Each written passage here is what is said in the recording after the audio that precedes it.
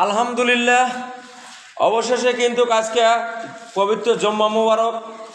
আসলে জুম্মা মুবারকে সময় মসজিদ পরিষ্কারের জন্য সব লোকজন, আচ্ছা হাটের দিন আসলে সেভাবে কাউকে বলা হয় নাই, হঠাৎ করে এখানে সব লোকজন পরিষ্কার পরিচ্ছন্নতা করতেছে।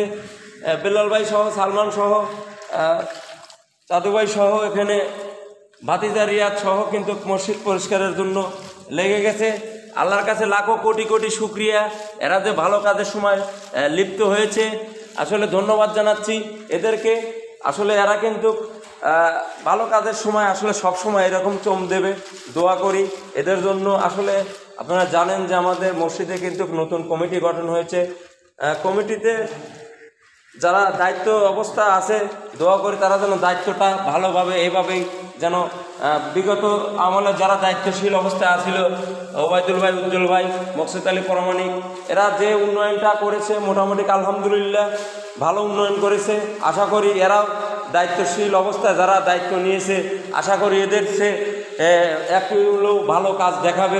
এই জন্য সবাই সহযোগিতা করবেন, এদের পাশে থাকবেন। দেখেন প্রথমে তারা কিন্তু মসজিদ পরিষ্কার কাজে লেগে গেছে। আসলে সেভাবে কিন্তু কাউকে বলা হয় নাই যে আজকে মসজিদ পরিষ্কার করবে, হঠাৎ করে এরা 3-4জন লোক এরকম পরিষ্কার করতেছে। অসংখ্য ধন্যবাদ জানাচ্ছি।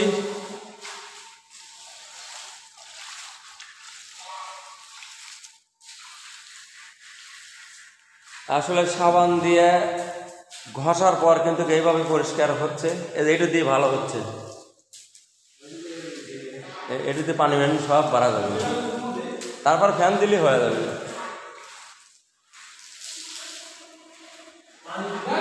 মোবাস কাকাও ছিল, কাকা ভিতরে আসেন।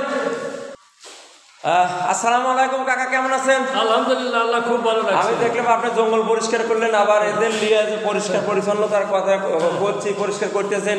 আমি জানি যে বিগত আমলে যারা দায়িত্ব কর্মরত অবস্থায় ছিল তারা কিন্তু প্রচুর উন্নয়ন করছে, ভালো কাজও করছে। ইনশাল্লাহ এরাও এইভাবেই যেন ভালো কাজ করতে পারে।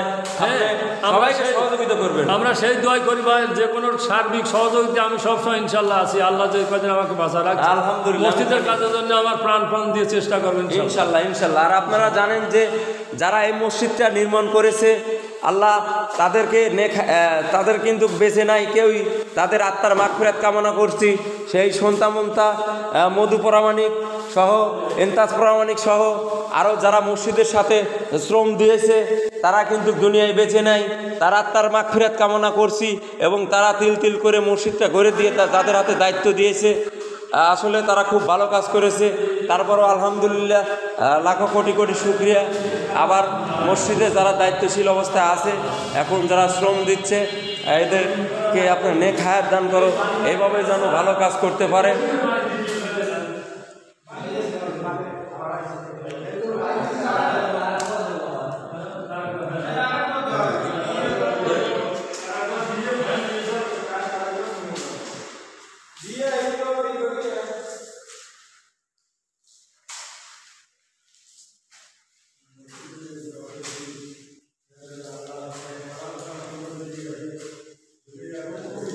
সেইভাবে পরিশ্রম করলে মসজিদটা পরিষ্কার করলে ভালো থাকে।